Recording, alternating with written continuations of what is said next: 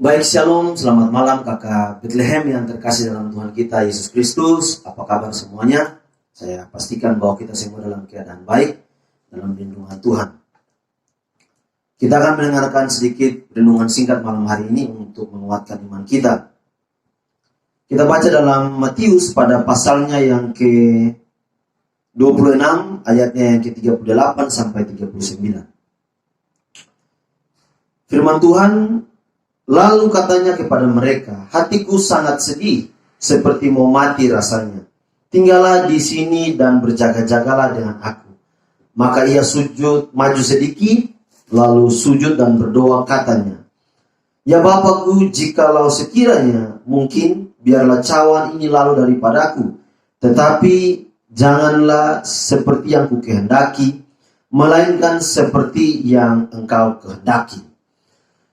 Nah, saudara yang terkasih dalam Tuhan kita Yesus Kristus, ini adalah peristiwa di Taman Getsemani, di mana sebentar lagi Yesus akan kemudian ditangkap dan mengalami banyak penderitaan.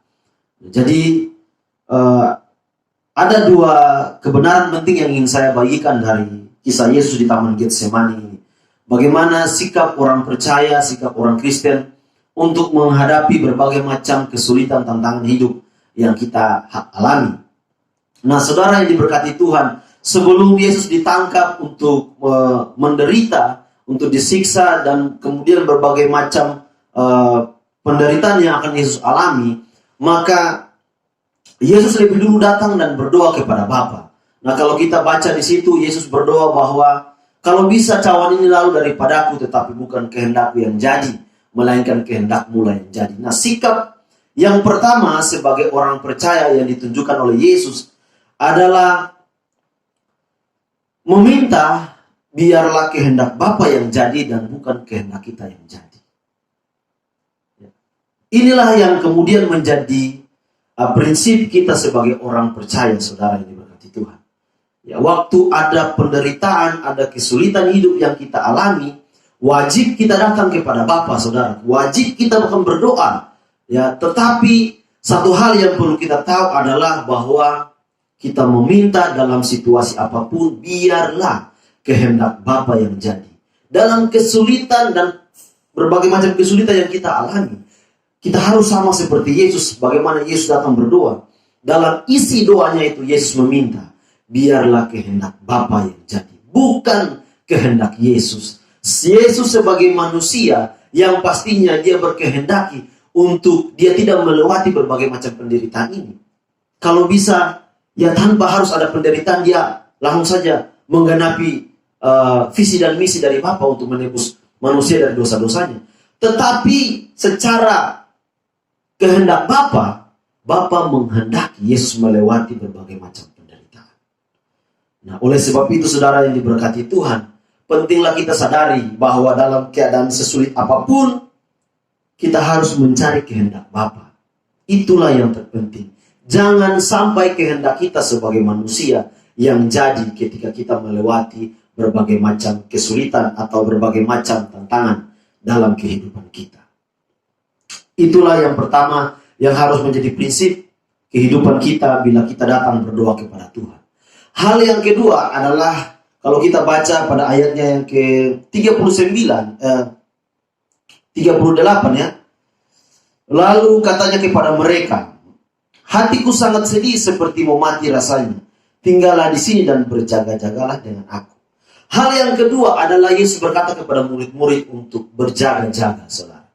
Nah, selain kita datang berdoa dan meminta kepada Bapa, biarlah kehendak Bapa yang jadi.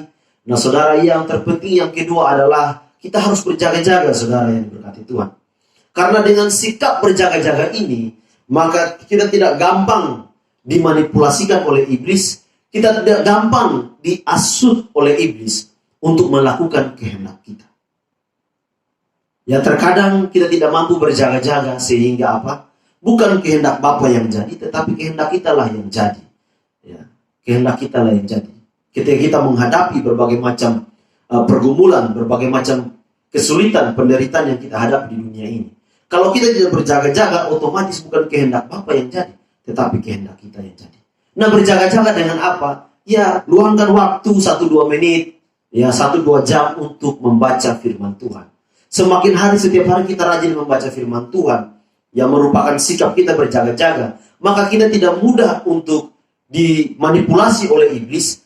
Waktu kita menghadapi berbagai macam tantangan, kita tidak mudah untuk terhasut oleh iblis. Salah satu contoh sederhana, saudara yang diberkati itu adalah Yudas. Yudas itu adalah dia mengkhianati Yesus ya dengan tindakannya. Ya kita tahu bersama dalam cerita ini, saudara. Tetapi ada satu bagian yang firman Tuhan katakan bahwa Yudas itu sudah diasuh oleh iblis, ya. Ya, karena Yudas ini punya sikap tidak berjaga-jaga, maka dia membuka ruang, membuka hatinya untuk apa? Diasuh oleh iblis. Nah, itulah dampak dari orang yang tidak mau berjaga-jaga, saudara. Jadi hal yang kedua, penting sekali sikap berjaga-jaga ini, saudara. Dalam kehidupan kita manusia, mari saya mengajak kakak Bethlehem, bagaimana membangun sikap berjaga-jaga itu? Ya dengan membagikan waktu untuk apa? Untuk rajin membaca firman Tuhan. Ya. Sehingga dengan membaca firman Tuhan 1-2 jam, ya, saya percaya Roh Kudus akan membawa pengertian-pengertian yang baik untuk menumbuhkan iman kepercayaan kita kepada Tuhan, sehingga kita dapat melewati berbagai macam tantangan hidup kita yang kita jalani di dunia ini. Ya, biarlah firman Tuhan yang singkat ini dapat menguatkan kita sebagai orang percaya, bagaimana kita menghadapi realitas kehidupan kita di dunia ini. Yang pertama adalah datang berdoa kepada Bapa dan meminta kepada Bapa untuk biarlah kehendaknya yang jadi. Dan sikap yang kedua adalah kita berjaga-jaga. Bagaimana sikap berjaga-jaga? Ya kita meluangkan waktu kita untuk rajin membaca firman Tuhan, ya 1-2 menit merenungkan firman Tuhan. Saya percaya bahwa ya kita akan terus dilindungi dan dijaga oleh Tuhan Yesus ketika dua sikap ini menjadi bagian dalam kehidupan kita sebagai orang percaya. Demikianlah firman Tuhan yang singkat ini dapat menolong kita. Shalom, Tuhan Yesus memberkati.